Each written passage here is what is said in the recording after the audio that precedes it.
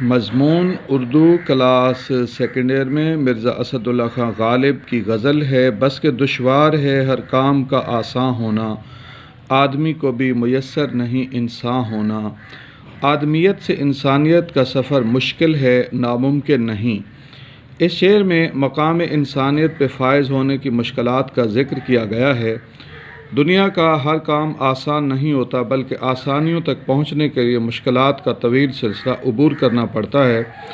مشکل کاموں میں سے ایک مشکل کام یہ ہے کہ آدمیت سے انسانیت کا سفر کیا جائے۔ آدمی سے مراد عام سوچ، عام فکر و عام سطح کا فرد ہے، اور انسان سے مراد اعلیٰ صفات والی شخصیت ہے۔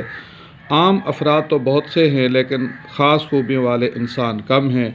چلتے پھرتے ہوئے مردوں سے ملاقاتیں ہیں، زندگی کشف و کرامات نظر آتی ہے۔ بندے کو اپنے اندر انسانی، اخلاقی اور روحانی اوصاف خود پروان چڑھانے پڑتے ہیں، ورنہ وہ حیوانیت کی سطح پر بھی چلا جاتا ہے۔ انسان کی روحانی ترقی میں نفس امارہ رکاوٹ بن جاتا ہے، ابلیس بھی اس کا راستہ روکتا ہے۔ جو لوگ اندرونی بیرونی رکاوٹیں عبور کر لیتے ہیں، وہ بہترین انسان بن جاتے ہیں۔ پھر ان کے لیے آسانیاں ہوتی ہیں، کیونکہ بندہ ان مشکلات کا سامنا کر کے فرشتوں سے بھی افضل قرار پاتا ہے۔ فرشتوں سے بہتر ہے انسان بننا، مگر اس میں پڑتی ہے محنت زیادہ۔ گوشت پوش کے وجود کو انسان نہیں کہا جا سکتا اگر اس میں انسانی اوصاف نہ ہوں۔ خود غرض، جاہل، فسادی اور بے حس وجود کو انسان نہیں کہا جائے گا، جبکہ ایثار والے، سچے، عاجزی والے، محبت والے بندے ہی انسان کہلانے مستحق ہوتے ہیں۔ جہاں اچھے انسان نہ ہوں، وہاں قحط و رجالی ہوگی۔ غالب کا یہ شعر آج کے انسان کو مادیت پرستی ترک کرنے اور اپنے اندر اوصاف انسانی پیدا کرنے کی تلقین کرتا ہے۔ مرزا غالب کی اسی غزل کا چوتھا شعر ہے: وائے دیوانگی شوق کہ ہر دم مجھ کو آپ جانا ادھر اور آپ ہی حیراں ہونا۔ مفہوم کوچہ جانا کی مقناطیسیت اور عشق کی بے اختیاری نیز تحیر عشق کا تذکرہ کیا گیا ہے۔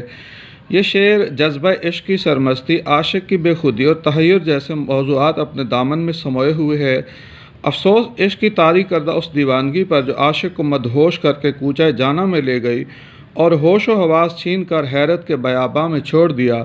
محبوب کی گلی کا سحر دل عاشق پہ ایسا طاری ہوا کہ اسے معلوم نہیں کہ وہ کہاں ہے، کیسا ہے، اس مقام پر اسے کون لایا ہے۔ دل پھر طواف کوئے ملامت کو جائے ہے، پندار کا صنم کدہ ویراں کیے ہوئے۔ عاشق اپنے محبوب کے دیدار کا طلبگار ہوتا ہے، مگر اسے یہ موقع نہیں ملتا۔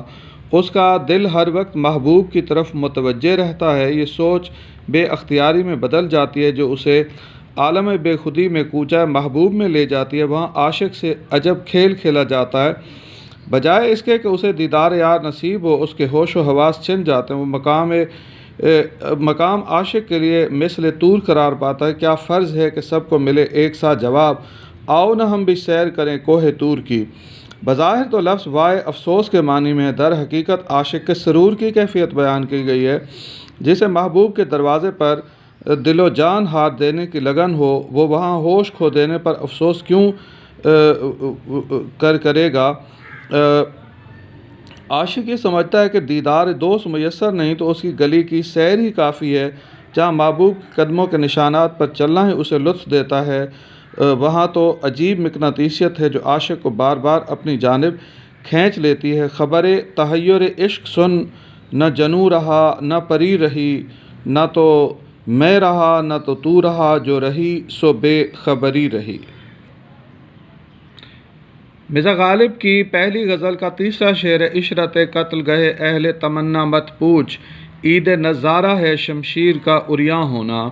مفہوم عشق عاشق کو موت کے خوف سے بے نیاز کر دیتا ہے۔ عاشق جرم عشق میں قتل ہوتے وقت بے انتہا خوش ہوتا ہے۔ اس کی خوشی کیفیت کے بارے میں کسی کو سوال نہیں کرنا چاہیے۔ جب عاشق کو قتل کرنے کے لیے مقتل میں لے جایا جاتا ہے تو وہ خائف نہیں ہوتا، بلکہ اس کا دل مسرور ہوتا ہے۔ جب اس کی گردن جھکا کر سلب قلم کرنے کے لیے تلوار نیام سے نکال کر فضا میں لہرائی جاتی ہے تو عاشق چمکتی ہوئی تلوار کو دیکھ کر پکار اٹھتا ہے کہ یہ تو عید کا چاند نکل آیا۔ بقول شاعر: اٹھی جو تیغ برہنہ ملی نوید کوئی، شفق کی گود سے نکلا ہلال عید کوئی، جب انسان زندگی اور موت کے اسرار و رموز پا لیتا ہے تو وہ موت کے خوف سے بیگانہ ہو جاتا ہے۔ جب نظریہ نصب العین کا شعور حاصل ہو جاتا ہے تو زندگی کمتر اور موت افضل معلوم ہوتی ہے۔ انسان عشق کے راستے پر جان نچھاور کرنے کے لیے آمادہ ہو تو موت شیریں محسوس ہوتی ہے۔ یہ مناظر میدان کربلا میں دیکھے جا سکتے ہیں۔ اہل حق جان کی قربانی کو سعادت سمجھتے ہیں۔ جان دی ہوئی اسی کی تھی، حق تو یہ ہے کہ حق ادا نہ ہوا۔ عاشق کی زندگی عشق اور محبوب کی امانت ہوتی ہے۔ وہ اسے ہر صورت محبوب کے حسین قدموں میں نچھاور کرنا چاہتا ہے۔ وہ محبوب کی گلی سے خون میں نہا کر نکلتا ہے تو تسلی اور تسکین نہیں پاتا۔ جب تک جان عشق پر قربان نہ کر لے اسے چین نہیں آتا۔ وہ بڑے ناز و انداز سے سر مقتل جاتا ہے تاکہ زندگی بامقصد راستے پر قربان کر دے۔ مقام فیض کوئی راہ میں جچا ہی نہیں، جو کوئے یار سے نکلے تو سوئے دار چلے۔